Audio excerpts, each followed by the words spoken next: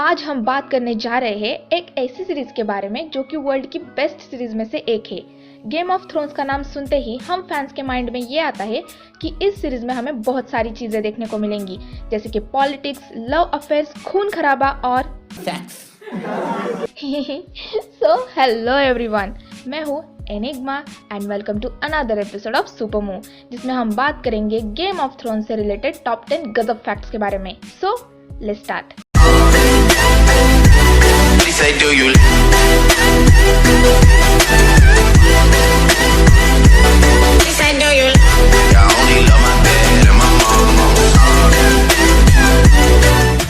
Number 10, Game of Thrones की series में दिखने वाले स्टार किड्स की एज और बुक में इनकी दिखी एज में काफी ज्यादा डिफरेंस है। फॉर एग्जांपल, आर्या की एज बुक में 9 इयर्स है और इस सीरीज के सीजन 1 में मिसी विलियम्स को इसका रोल मिला है और उसमें इसकी एज 13 इयर्स है।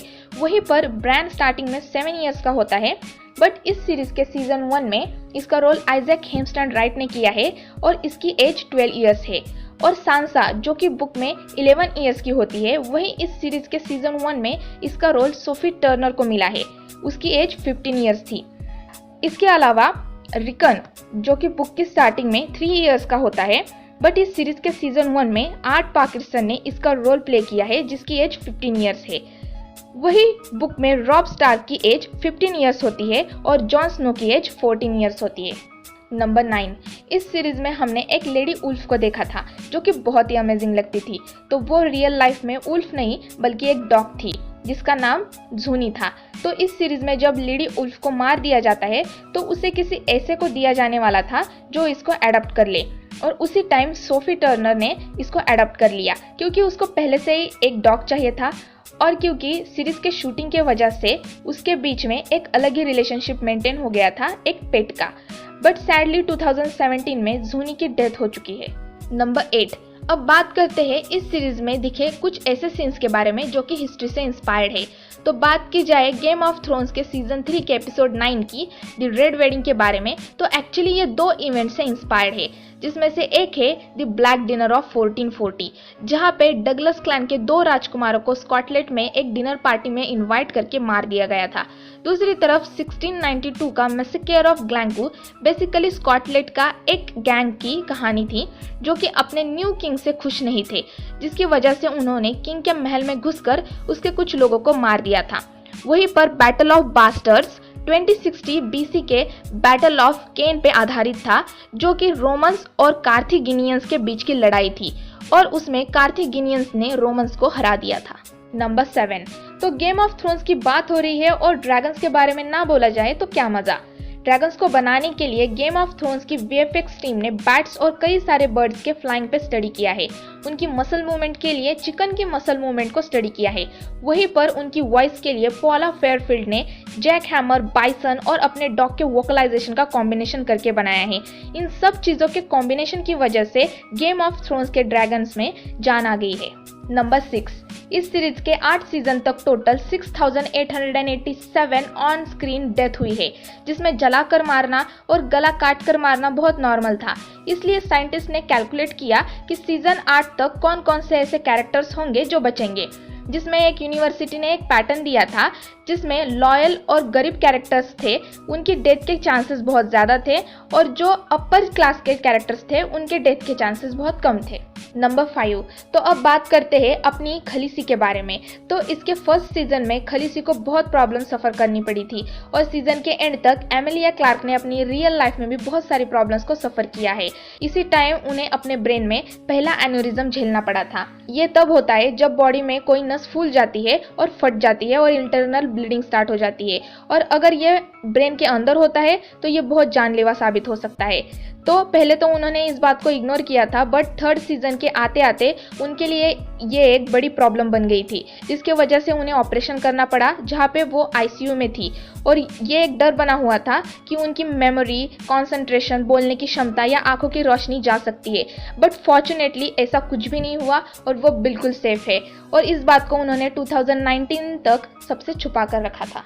नंबर 4, तो अब बात करते हैं इस सीरीज के इंडियन कनेक्शन के बारे में। इस सीरीज में 2 इंडियन एक्टर है। फर्स्ट, इंदिरा वर्मा, जो कि इंडियन और ब्रिटिश एक्ट्रेस है जिन्होंने एलरियस सेंड ऑफ डन का रोल प्ले किया है।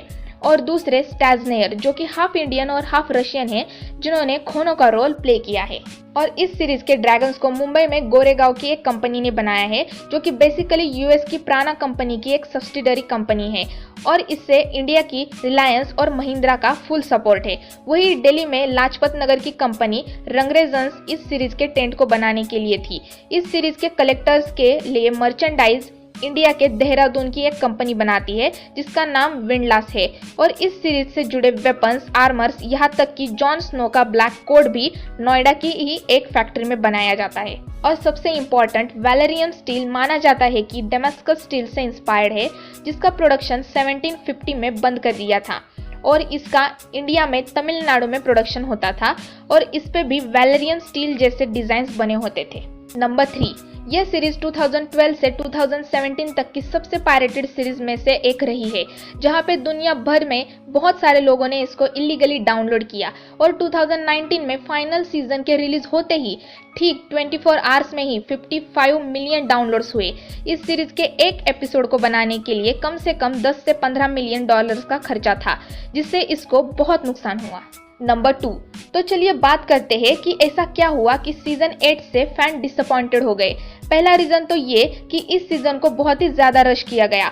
जॉर्ज आर मार्टिन की इस सीरीज की अभी 2 बुक्स आनी बाकी है, बट इस शो का शेड्यूल बुक के आने से पहले ही फिक्स हो गया, जिसके बाद शो रनर्स ने मिस्टर मार्टिन से बात की और पूछा कि इसकी पॉसिबल एंडिंग्स क्या हो सकती है, जिसके बाद उन्होंने हिंट दिए और उस हिंट के बाद उस हिंट पे एक अलग ही कहानी लिख दी गई। मेन प्रॉब्लम इस कहानी से यही थी कि सब कुछ खत्म करने के चक्कर में इन्होंने सब कुछ जल्दी जल्दी दिखाया, इतनी जल्दी कि प्रोडक्शन स्टारबक्स का कप हटाना भूल गई और साथ ही व्हाइट वॉकर्स को बहुत ही अंडरवेलमिंग दिखाया गया और इसी के साथ इसका राजा नाइट किंग के बारे में हमें ज्यादा कुछ पता भी नहीं चला। जल्दबाजी के चक्कर में बहुत सारे कैरेक्टर डेवलपमेंट से पीछे रह गए, जैसे कि डिनेरियस की सडन मैडनेस, जिसमें थोड़ा और टाइम लगता तो अच्छा होता।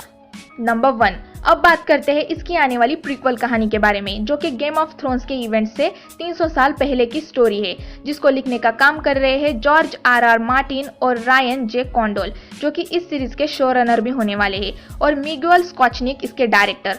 और बेसिकली ये स्टोरी टारगेरियंस की होने वाली है, जिसका इतिहास गेम ऑफ थ्रोन्स में रहा है, ड्रैगन्स का यूज करके दूसरे राज्यों पर कब्जा करने का। और तो और HBO के हेड ऑफ प्रोग्रामिंग केसी ब्लॉइज के अकॉर्डिंग ये सीरीज हमें 2022 तक HBO और उससे रिलेटेड लगभग सारे प्लेटफॉर्म पर दिखने को मिल सकती है। तो ये थी एक वीडियो जिसमें हमने जाना गेम ऑफ थ्रोन्स से रिलेटेड टॉप 10 फैक्ट्स के बारे में। अब आप हमें कमेंट करके बता सकते हैं कि इस वीडियो से रिलेटेड आपका क्या ओपिनियन है। अब अगर आपको आयरन मैन के टॉप 10 बेस्ट मोमेंट्स के बारे में जानना है तो डिस्क्रिप्शन में दिए गए वीडियो के लिंक पर क्लिक करके आप चेकआउट कर सकते हैं। अब अगर ये वीडियो आप सबको पसंद आई हो तो इसे लाइक और शेयर करें और ऐसे ही कंटेंट के लिए हमारे चैनल को सब्सक्राइब करें। सो आज के लिए बस इतना ही, हम जल्दी लौटेंगे एक नई वीडियो के साथ। Till then, keep watching Super Move. Thunder, thunder, thunder. She said, do you love me? I tell her only partly. I only love my dad and my mom. She said, do you